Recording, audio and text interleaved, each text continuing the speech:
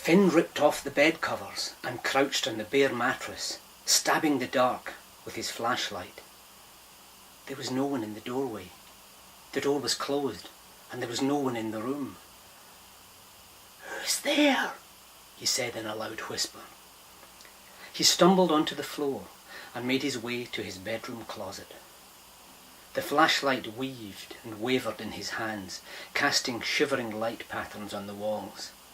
He tripped over half-built Lego spaceships and plastic action toys. "Ouch!" He began to hop on one leg, causing the flashlight to dance comically on the ceiling. There was laughter behind him. "I'm not hanging around in the chandelier, and I'm not in your bedroom cupboard either. Put the light on before you break your neck." The hair stood up on the back of Finn's neck. "Uncle Hugh, cut it out," he said feebly. For although the voice he had heard had a Scottish accent, it did not sound in the least bit like Uncle Hugh's. Finn felt his way along the edge of the room and flipped on the switch. He put his back to the wall, held the flashlight in front of him like a club, and surveyed the room. It was empty. Well, not exactly empty. There were piles of clothes, toys, and schoolbooks lying everywhere. He had knocked over the lava lamp and spilled the box of pickup sticks on his journey to the light switch. The radio and CD player sat on his bookcase. They were both turned off. The voice wasn't coming from there. There were several stuffed animals and a large rubber rat on the top of his chest of drawers where he kept his clothes. Finn carefully inspected those, but none of them was moving or talking. He scrutinised the wall posters of Jimi Hendrix, David Beckham, and Gandalf, but they remained silent. The Babylonian fort was just as he had left it. The pipe cleaner Hun and his giant poisonous hunting eraser toad stood silent. Finn's search was accompanied by quiet chuckling. It was coming from the windowsill. Finn froze. The new rock, the very special Scottish paperweight, was moving up and down, wheezing and giggling. Two bright little blue eyes stared back at Finn. "Boo!" it said. Finn edged closer. The rock was no longer a rock. A tiny, wizened old man stood among Finn's rock collection. The brownish-red pointy end was a dirty, woolly hat with a red pom-pom at its point. Hair like steel wool and a stubby grey beard surrounded the deeply wrinkled face. The little man was plump and round in the middle. He wore a green mossy jacket and had a little backpack slung over his shoulder that looked as though it was made of some spotted lizard skin. He wore baggy pants and scuffed-up black boots with tiny metal studs on their soles. As Finn watched, the little man furrowed his brow and glared back at Finn defiantly. Finn addressed him. Did you just speak back then?" "No, it wasn't me," said the little man sarcastically. "It was that invisible ventriloquist over there in the corner. He threw his voice over here so it just looks as though I'm speaking. I'm just a ventriloquist's dummy." "Well then..." "Of course I spoke, you silly wee gomerel. Are you always this stupid, or is it just especially bad tonight?" The little man's rudeness made Finn bolder. Finn was bullied enough at school, but it got his dander up quickly. He sat on the bed so that his head was level with the visitor. Finn was amazed at the detail he could now see in the little man's threadbare jacket, stained waistcoat, and patched-up pants. "My name's Finn," he said. "Actually, it's Finley James Murray "I know your name," the little man suddenly made his voice sound like Uncle Hugh's. "Oh, Finn would like this," and "I wonder what young Finn's doing these days. Oh, he must have grown." "Ugh, I don't know what he sees in you, so I don't." Finn flushed red.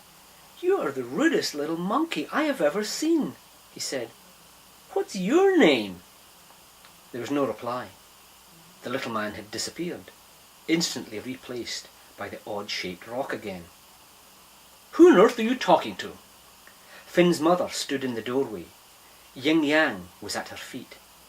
The cat arched its back, hissed savagely, and sprinted across the room towards Finn. In one bound she was in the bed, and in another she was up on the windowsill, scratching viciously at the new rock. The rock toppled off the windowsill and rolled under the bed, followed by Yin Yang. Finn scrambled after them desperately, reaching out for the rock, but the cat was already there, batting at the rock and rolling it over and over with her clawed paws. She managed to roll it back out into the middle of the bedroom floor, in full view of Finn and his mother. Finn was frantic. "Mom, take Yin Yang away! She's hurting my new rock!" He grabbed a nearby pillow and flung it at the cat. "Finn!" shouted Mrs. McDougall. "What's gotten into you?" But Finn would not be diverted from his mission. He picked up the rock and stuffed it under his bedclothes while he swung an ineffective kick at Yin Yang. She meowed at him indignantly and took off out the bedroom door in a flash. Finn's mother closed the door. "Finlay James Murray McDougall, it is well after 11 o'clock. Will you get back to bed this minute? Your father, Uncle Hugh, and I are trying to get some sleep." "Okay, Mom, sure. I'll be fine now. Just don't let Yin Yang back in, okay?" The moment his mother left the bedroom, Finn flung back the bedclothes. The little old man lay there, laughing and rolling on his back. "I'll say this for you, son. Being around you is anything but dull. So far." "Who are you?" Finn said in exasperation. The little man jumped to his feet, bounced on the mattress like it was a trampoline, and landed back on the windowsill. He gave a mock salute to Finn. "Wullie+the+mahaar+gome, at your service, for your pleasure, protection, and entertainment," he said. "Willie the who?" said Finn. "It's Wullie," the little man roared. "Wash the wax out of your ears, you silly wee Egypt. It's not Willie, because that would rhyme with silly. I said Wullie. That rhymes with gully, which is something that is deep and dark. A bit like myself." He chuckled at his own joke. Finn said, Okay, keep your voice down. I'm sorry, I'll remember to call you Wullie. What was the other part?" "Wullie+the+mahaar+gome," he repeated. "Mahaar's a grand wee village in the wilds of Wigtonshire. Ugh, I miss the place something fearful." "And you're a gnome?" said Finn. "You mean like a little garden gnome?" A small rock from Finn's collection whistled past his ear and hit the wall of the bedroom. Wullie's face had turned purple with fury. "Listen, you impudent young rascal. If you make fun of me again, the next rock will be bigger and I'll throw it on target. The word is gome, G-O-M-E, like home. Ach, I've had enough of your cheek." In an instant, he was a dull, lifeless rock again.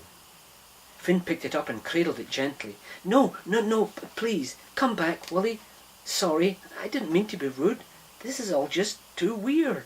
But you're not. You're great. You're wonderful. I like you. I want to be your friend. Please come back to life." The rock in Finn's hand became warm and soft again. The little man sat up. "That's better.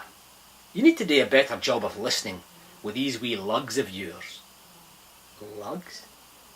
Finn grabbed the Scottish dictionary off his desk and looked it up. Lug.